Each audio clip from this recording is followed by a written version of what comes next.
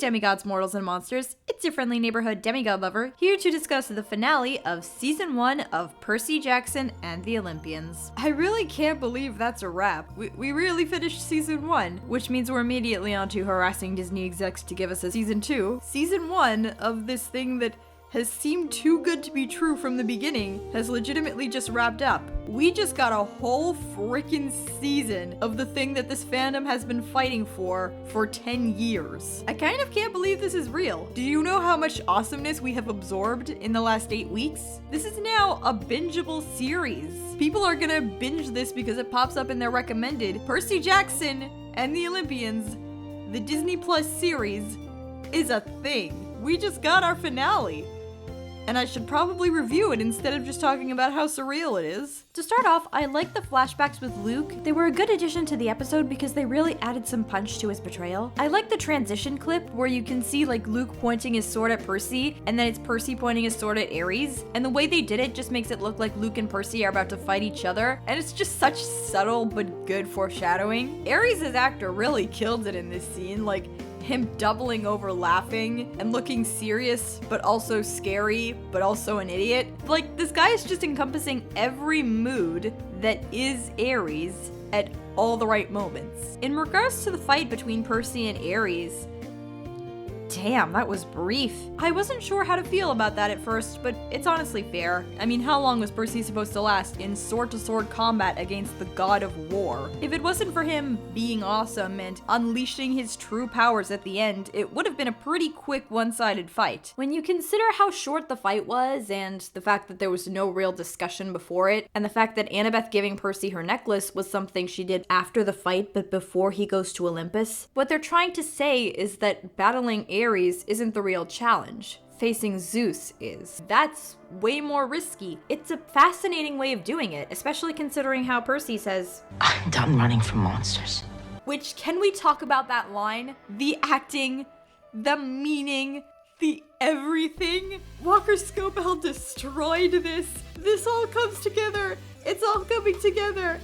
I need to stop getting so emotional about this. Saying that he's done running from monsters and including Zeus in that category. I guess fighting a god is no longer a metaphor for overcoming your inner demons because we're just going literal. The metaphor for overcoming your inner demons is now facing a demon or a monster or a god. That really made more sense in my head, but what I'm trying to say is that now Percy's big end of season challenge isn't fighting Ares, but confronting Zeus. It shows you more of who he is, not just as the son of the sea god, but as the impertinent, rebellious kid we all love him for being. Instead of accepting who he is as the son of Poseidon, Percy's test is now confronting all the bad stuff that comes along with that. His test is whether or not he can reconcile the seas being a true part of who he is, while also accepting all of the bad things and all of the messed up family relationships that come with being a demigod. And I feel like putting all this emphasis on Percy confronting Zeus really puts that message across. It just sets up a lot of complexity for the future and shows that things aren't all hunky-dory in the end. And it works as a scene with elevated stakes considering how much of a bully Zeus is. I'm thinking especially of how he's characterized as a tyrant in the Trials of Apollo. Zeus is a bully,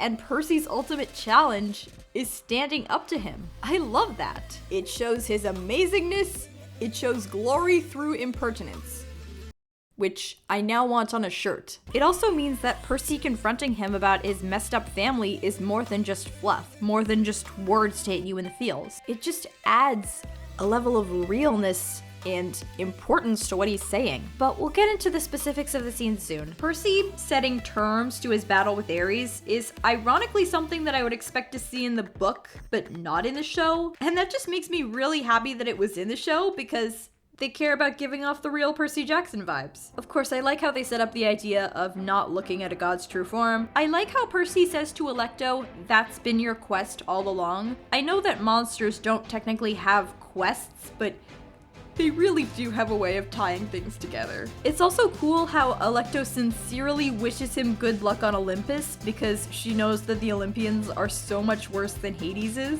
I like the email joke, that was good. I like the thunder surrounding the Empire State Building. It looks cool, it shows that they're at war, it's just great. It's really interesting how in the flashback, you can see Luke setting up Percy to resent the gods. Like if you just listen to some of the lines in this scene. And they create demigods so we can break the rules for them.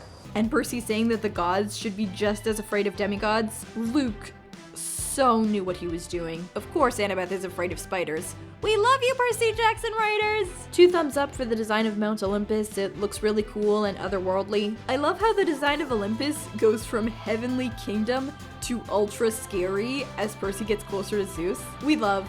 They slay. Lance Reddick, may he rest in peace, did a really good job as Zeus. He's amazingly scary. His reaction to Kronos coming back shows like a little bit of vulnerability, but still mostly serious and sober and scary, which is how Zeus should be. The moment where Poseidon saved Percy was beautiful. The look on his face when he surrendered, this is an 11 out of 10 moment. Zeus and Poseidon talking in ancient Greek about Kronos was even better. The looks on their faces and what they're saying and everything. I know that scene was in the book too, so I shouldn't be surprised, but I had no idea this would hit that hard. Poseidon looking humiliated that he now has to announce his defeat to the council. That was pretty good acting. Props to Poseidon's actor. Percy's no, sir. No.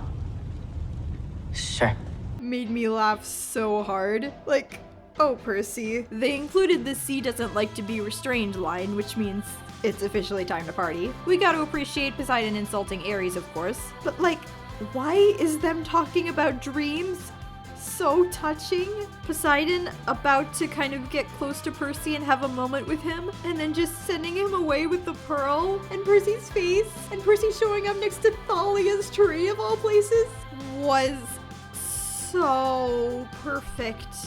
Sad, but perfect. My criticisms of the way that Poseidon has been characterized in the show before still stand, but this scene was so perfectly Poseidon from the book. If this scene had been the only one where Poseidon had shown up or passed on a message in the entire show, I gladly would have given his characterization a 10 out of 10. That's not to say every other scene with him is bad, but this is the Poseidon from the books. The Poseidon that the Naiad was talking about, not so much. I love the music of Percy entering camp because you can see he's like still processing what just happened with his dad, and he's not really registering how everyone is cheering him on.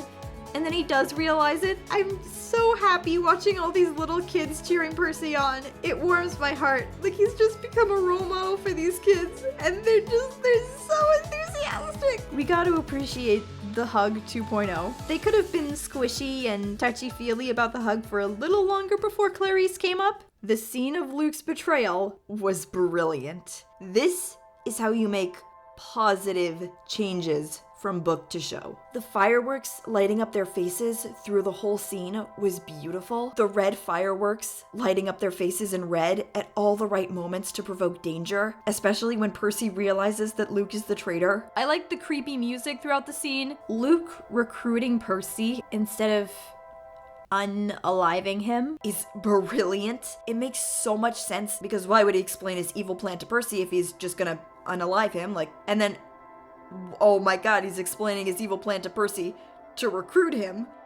That makes so much sense!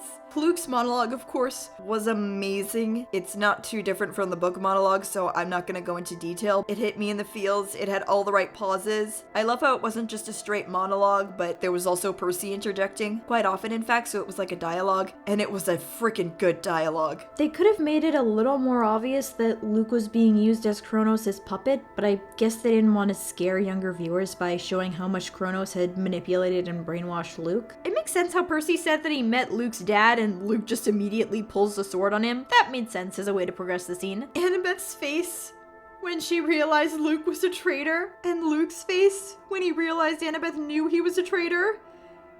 The feels. That was a lot.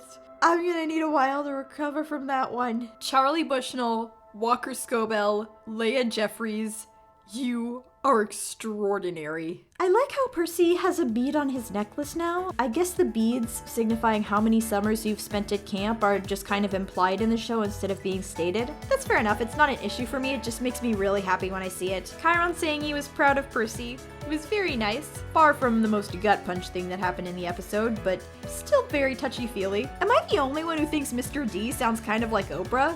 Get out! You get out! Pack your bags! You get out! You get out! Everybody get out! That's all I can hear.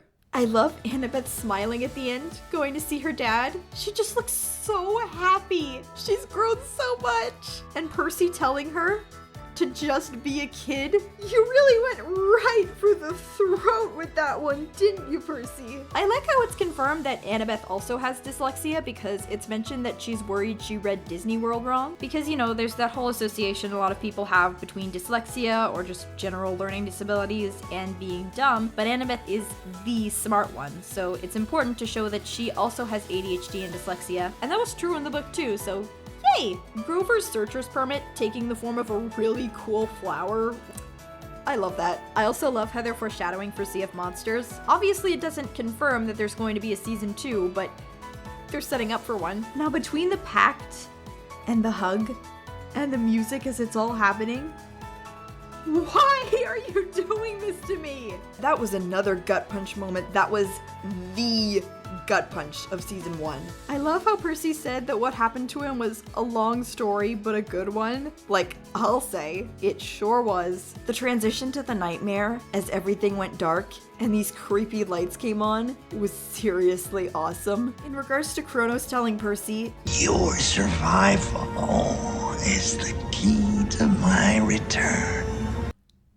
Guys, you realize what this means. They're setting up the Great Prophecy. They're setting up the Great Prophecy! It's happening, guys! It's happening! Plus, they're setting up a great cliffhanger, which indicates at least the possibility of future seasons, so let's keep our fingers crossed. It's interesting how Percy and his mom are taking notes of what Kronos says in Percy's nightmares. It makes a lot of sense in terms of trying to figure out his plan. Speaking of Percy and his mom, I think it's officially time to start crying because this was beautiful. Now listen, the fact that Percy's mom made him blue pancakes can only mean one thing.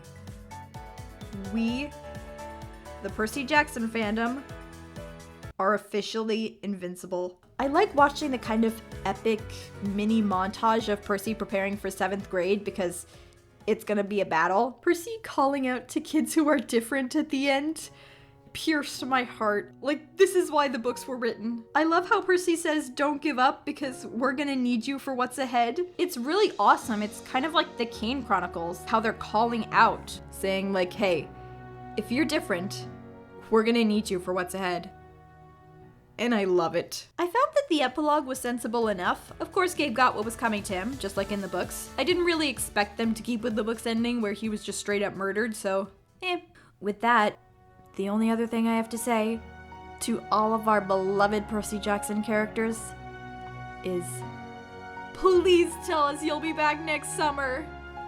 It probably won't be in the summer, but if you know, you know. I suppose that concludes my review of Season 1 episode finale of Percy Jackson and the Olympians. You can probably expect a general Season 1 review from me at some point soon, and after which my efforts will be focused on making a video on the Annabeth Chase casting backlash. So you can look out for that in the near future, and until then, let me know what you think of Episode 8. Overall, Episode 8 was brilliant. Poseidon's characterization, Luke's betrayal, and the trio hitting me in the feels worked together to create something truly amazing. And the message at the end is one that none of us should ever forget.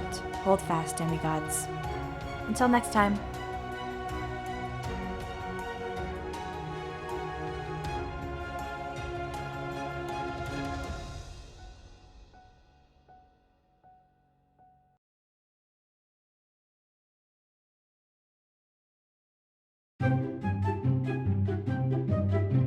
Okay, so I have no idea if what I just heard is an earthquake or an airplane, which is always a good sign. I'm wearing this huge bathrobe because it's cold. I, of course, cannot sit in chairs the way normal people can. So we need to figure out how to make this work. Okay, we waking up. Hey, demigods, Morrison.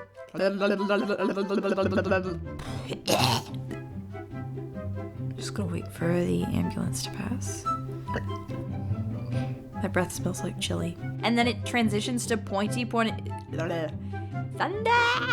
That is not a thing that people say. My dad is snoring like a bear again.